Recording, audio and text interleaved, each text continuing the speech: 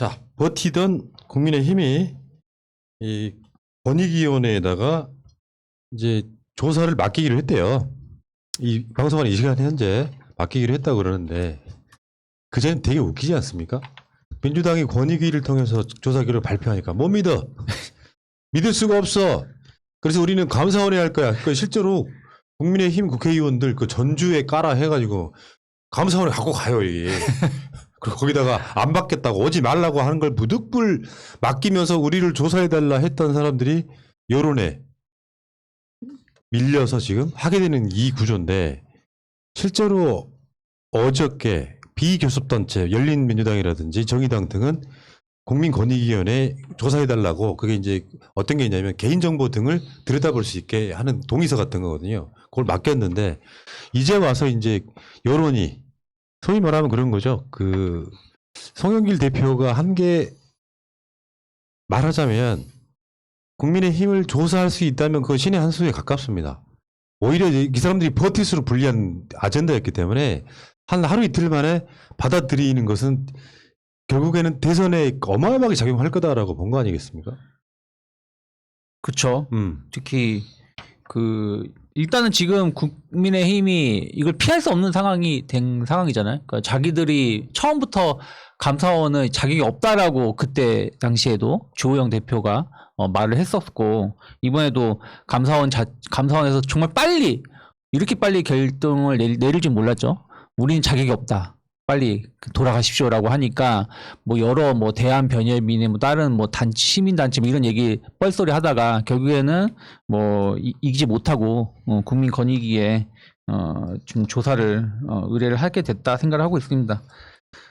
저는 성일종이 말한 것 자체가 일단 말이 안 되잖아요. 그러니까 조국 추미애 면죄부를 줬기 때문에 못 믿겠다고 했는데 이건 당시에 이제 조국 장관 같은 경우는 이해관계인의 지위 여부에 대해서만 판단했지 직무 관련성 부분에 대해서는 사실관계를 확인하지 않았었어요. 그때 당시에. 그리고 추미애 장관도 이해관계인의 위치와 직무 관련성 두 가지 요건에 대해서 확인 절차를 했는데 이해 충돌이 없다라고 결론이 난 걸 가지고 조국 추미애를 편들었었기 때문에 우리는 당신들 믿을 수가 없다. 특히 전현희 전 의원이 또 수장으로 있으니까 더 편파적으로 할 것이라 얘기를 했는데 정말 당당하다라면 조사를 받는 게 맞겠죠. 그리고 만약에 이들이 잘하는 거 있잖아요.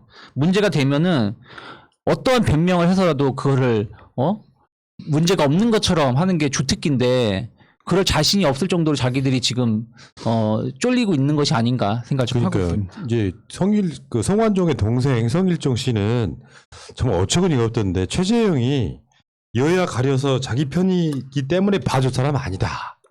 별 그지 발사기 같은 소리 하고 있네. 지금 이 상황에서 감사원장이 대선 후보에서 내 이름 빼달라고도 안 하는 사람이에요. 굉장히 편파적인 사람. 문재인 정부가 그 40% 득표율로 당선됐기 때문에 국민의 전체 뜻을 안고 있지도 않은데 탈원전이 말이 되느냐 이렇게 말했던 사람 감사원한테 맡기려고 막 서류까지 갖다 주면서 오지 말라는데도 굳이 맡기다가 한 이틀 만에 두 손을 들게 되는 이런 상황 아닙니까?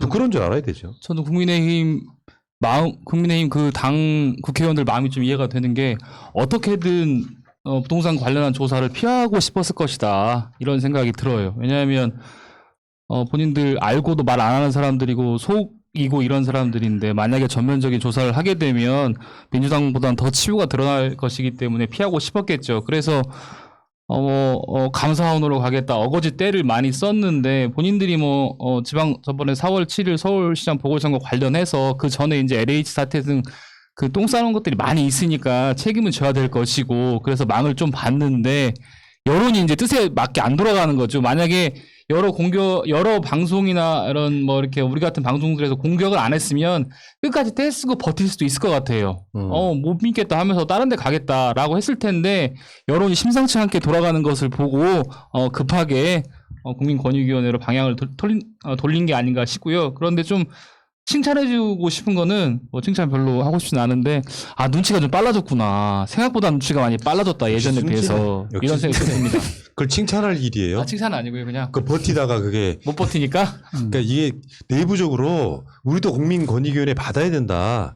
이 어떤 흐름에 그냥 밀려서 감사원장이 그 감사원한테 갖다 주는 행위는 굉장히 추악한 거잖아요. 이런 상황에서 결국에는 밀리다 해가지고 받아들인 거고 그렇죠. 최재형 임기가 내가 알고 있기에 내년 올 말까지가 딱 1월 1일 날이니까 네네. 이런 정도니까 최재형 자체가 대선 나갈 생각이 있는 굉장히 정파적인 사람 그 자리에다가 맡기려고 했던 게 굉장히 추악한 거고요. 전현희 위원장은 지금 직무회피 신청했잖아요. 그러니까 그렇죠. 민주당 할 때도 내가 민주당 출신이기 때문에 이 조사에는 전혀 관여하지 않겠다라고 직무회피를 신청해놓고 조사했던 거고 이게요 권익위도 그렇고 감사원도 그렇고 그 대장들이 노골적으로 개입할 수 있는 구조는 사실상 아니라고 봅니다. 왜냐하면 그게 금방 소문나지. 여기는 국민권익위가 한 건 오히려 민주당 쪽에서는 욕먹고 있잖아요. 아무 문제 없는 것까지 지금 12건에 들어갔다고. 이게 지금 감사원이 법률적으로 조사할 수 없지만 혹 어떤 그 조건 하에 만약에 조사를 했다면 저는 역으로 감사원이 굉장히 세게 결과를 발표했을 수도 있다고 생각합니다. 왜냐하면 최재형이 본인이 만약에 대권에 나올 야심이 있다면 여기에 대해서 거의 판을 흔들 정도로 한번 했을 수도 있다. 그래서 국민의힘 입장에선 지금 저는 다행이라 생각하고요. 그다음에 송영길 대표가 그저께 화요일 날 그 부동산에 관련돼서 그 국민권익위 민주당 부동산에 대한 전수조사 결과를 가지고 신속하게 발표를 했잖아요. 밤새 고민하면서 거기에 대해서 우리 지지자들도 그렇고 비난이 많았습니다. 왜 상담조차 하지 않고 뭐 이런 조치를 했냐 그러는데 지금 2, 3일 사이에 밝혀진 게 뭐냐면은 결국은 되치기한 꼴이 되는 거거든요. 그래서 굉장히 정무적으로 저는 이 부분에 대해서는 칭찬을 해줘야 된다고 생각합니다. 네, 맞습니다. 네, 그리고 그리고 네네. 결과적으로는 국민의힘이 만약에 버티고 하는 것이 그래서 결국엔 민주당이 부동산 투기한 사람이 12명이나 돼라는 이미지를 독박을 쓴다면 굉장히 하수였지만 국민의힘이 저기 국민권익위까지 이제 조사 의뢰할 정도면 결국엔 신의 한 수가 됐다 이렇게 보는데. 그러니까 이제 제가 만약 그 감사원에서 혹 조사를 가정해 본다면 결과가 만약에 민주당보다 더 세게 나오지 않는다. 그럼 국민들은 감사원도 비웃고 국민의힘도 비웃을 거거든요. 오히려 자충수를 둘 수 있는 상황이었는데 그나마 국민권익위원회로 넘겨서 만시지탄의 감이 있지만 오히려 국민의힘은 충격은 나중에 이제 더 큰 충격을 받겠지만 그나마 올바른 과정으로 정치적으로 봤을 때 돌아온 상황이 됐다라고 생각하고요. 아마 민주당보다 최소한 3배, 5배는 많은 그런 충격이 올 겁니다. 여기서. 뭐 금액으로 따지면 100배 이상 나오지 않을까요? 건수는 뭐 3배, 2배 이상 나오는데 뭐 우리가 봤을 때 주호영만 해도 뭐 부동산 투기라고 볼 수는 없지만 23억 재개발해가지고 얻는 이득을 갖고 있는 사람들이고 최근에 정찬민 그 전 용인시장 현재 국민의힘 의원 같은 경우는 얼마를 받았는지 밝히지도 못하고 있잖아요. 뇌물 관련해가지고 지금 경찰이 고소장을 청구했던 게 그런 정도니까 한번 지켜보시자고요. 근데 이제 문제는 여기서 민주당의 12명들 중에 가장 안타까운 사례가 우상호 의원 아닐까 싶은데요. 우상호 의원은 그거를 투기라고 보는 건 말이 일단 안 되고 그 묘지를 쓰는 것 자체가 뭐 또 위반이냐 아니냐인데 그 해당 지방 정부에서도 법적인 문제 없다. 네. 뭐 이런 것까지는 좀 개별적으로 보면 정말 억울한 사안인 거잖아요. 아마 그 송영길 대표가 본인 표현으로 35년 직이다. 내가 87년 이한열 열사 병원에 그 이제 체류탄 맞고 입원해서 사경을 헤맬 때 그때 81학번 동기지만 그전에는 만남이 없었고 그러니까 송영길 대표는 총학생회장을 끝내고 인천에서 노동 현장에서 일하고 있는 상황에서 그 소식을 듣고 달려가서 그때부터 이제 아마 서로 조우가 있고 교류가 있어서 35년 친구다라고 평하는데 그 밤잠을 설쳤다고 합니다. 그 내용을 보고서. 하지만 그 우상호 의원 입장에서 굉장히 억울하죠. 왜냐하면 내가 그 속한 유일한 정당, 지금까지 한 번도 떠나보지 않은 정당에 대해서 내가 이것 때문에 어쨌든 탈당을 해야 하느냐. 그래서 아마 탈당하지 않고 계속적으로 본인을 소명하는 그 기회를 가질 것 같고요.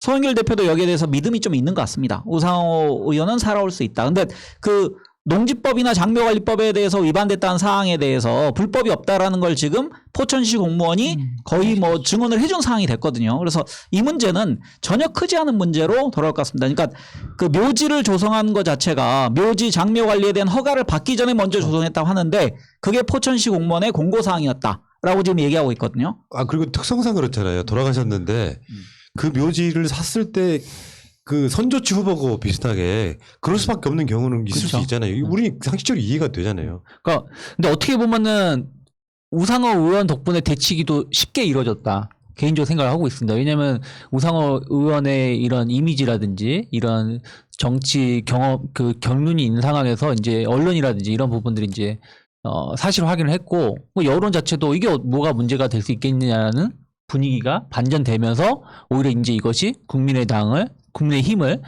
역공할 수 있는 계기가 된 것이 정말 저는 신의 한 수였다. 그러니까 이거 예상하고 한 건 아니겠지만 어쨌든 우상호 의원이 어쨌든 이런 분위기를 만들었다 생각하고 있고 말씀하신 것처럼 이게 진짜 억울할 수밖에 없는 게 물론 나머지 12분들 중에서도 상당 부분 억울하다라는 것이 뭐 대부분 좀 나오고 있지만 이게 2013년도거든요. 그리고 포천이잖아요. 예를 들어서 용인이나 수원이나 이런 그러네. 데가 아니라 포천이면 의정부 그 위에예요. 거의 아무도 보지 않을 때고 2013년도면은 박근혜 정권 시절인데 가장 북한하고 관계가 안 좋았었다. 물론 그때 뭐 통일 대박로 이런 얘기가 나오긴 했었지만 어쨌든 북한하고 가장 관계가 안 좋아서 의정부 위로는 잘 쳐다도 안 보던 그런 시기에 여길 땅 투기를 한다고 투기라는 건 결국에 내가 시세 차익을 얻기 위해서 땅을 사가지고 불법으로 이용하는 거잖아요. 근데 이 장소 자체 그러니까 위 지역 자체도 그거하고 좀 동떨어져 있다 생각하고 있고 전체 1700제곱평방미터 중에서 100제곱평방미터만 이제 묘지로 사용을 했고 이것을 용도 변경 묘지로 변경한 건데 대부분 이 농지에서 다른 걸 변경할 때 조금 더 제값을 더 높은 가격을 받기 위해서 다른 뭐 지목을 변경하는데 묘지로 변경하진 않잖아요. 묘지로 변경하면 오히려 땅의 값어치 자체가 좀 떨어지는 그러니까 부분이 이게 있기 지금 때문에. 막 미시적인 거에 너무나 집중해 있는데 부동산 투기 문제에서 가장 심각한 건 자기 직위를 이용해서 정보를 미리 알고 땅을 사는 케이스이잖아요.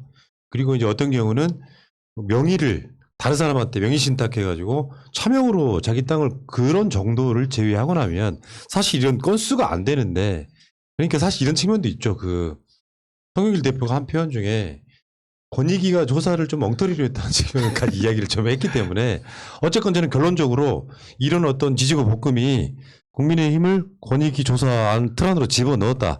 아마 2달 정도 걸리겠죠. 2달 이상 걸리겠죠. 지금 그 3월 17일 넘어서 권익위에 신고를 하고 지금 좀 나왔으니까 2달 정도 걸릴 것 같고요. 네. 그 이제 송영 대표 하신 거에 대해서 저도 한 말씀 드리면 만약에 송영길 대표가 권익위로부터 결과를 받고 그 12명에 대해서 상담을 하고 그렇게 해서 털어낸 다음에 발표를 했으면 그거 자체가 큰 논란이 됐을 것 같아요. 근데 아마도 그거 받고 이거 잘못됐을 수도 있다라고 생각했지만 그럼에도 불구하고 그대로 다 발표해서 이런 상황을 맞이하게 됐다 이런 생각이 근데 들고 향후에 이제 차후에 한 2달 정도 후에 국민의힘의 결과가 나와. 그거 바로 똑같이 예상되지 않으세요? 국민 권익위가 우리한테만 가혹해. 일뭐 관련된 민주당 기준으로 보면은 한 50명 나와. 또 금액도 엄청 큰 것들 나와. 그럼 권익위가 우리한테 또 가혹하게 했다. 전현희 위원장 어쩌고 그렇게 이야기할 거잖아요, 사실은. 맞습니다. 어쨌건 간에 국민들 그게 뭐 믿을 사람들은 믿을 거고 국민의힘 지지자들은 그렇게 믿을 거고 문제는 같은 잣대 내에서 전현희 위원장이 그런 측면에서 잘한 거죠. 직무회피를 신청하면서 전혀 개입하지 않을 테니까 소신껏 일해달라 이렇게 이야기하는 부분 정말 잘하고 있는 것 같습니다. 그리고 저쪽에서는 이제 뭐 법을 새로 만들자, 특별법 만들자 아니면 뭐 다른 기관 뭐 경찰이 어쩌고 뭐 만들자 이야기를 했는데 지금 현실적으로 이 조사를 가장 잘할 수밖에 없는 그 합법적 조직은 국민권익위가 가장 최선이다 이렇게 보면 맞을 것 같고요. 어쨌건 제가 국민의힘의 밑장빼기라는 표현을 썼거든요. 이 도박은 아니지만 예를 들어서 기껏 뭐 민주당의 LH 사태 관련해서 관련자가 훨씬 많을 거다라고 계속 선동을 했는데 우리는 조사 안 받을래. 그러면서 이제 감사원으로 가져간 행위가 그게 밑장빼기거든요. 그런 짓거리 하면서 안 되는 걸 알면서 밑장 빼기를 하면 결국에 논란만 되고 질질 끌다가 우리는 안 받을게 이렇게 할 수 있었는데 그 점은 굉장히 다행인 것 같습니다. 그리고 이번에 다른 그 비교섭단체들의 그런 국회의원들도 상당히 한몫하셨다 생각하고 있습니다. 왜냐하면 예를 들어서 국민의 당이라든지 정의당이라든지 뭐 혹은 뭐 무소속 뭐 이런 사람들이 우리 이거 안 받을래라고 혹은 뭐 못 믿겠다 우리도 감사원 이렇게 간다 그러면은 국민의힘의 어떤 논리가 조금 먹힐 수도 있는 거 아니겠습니까? 국민들은 어쨌든 감사원이 감사를 잘할 것이다 이런 비리를 잘 볼 것이라는 그냥 생각이 있거든요. 근데 이런 부분들을 다른 비교 단체들도 먼저 이렇게 이런 조사를 받겠다고 한 것 자체에 대해서도 상당히 칭찬할 만하다 생각하고 있습니다.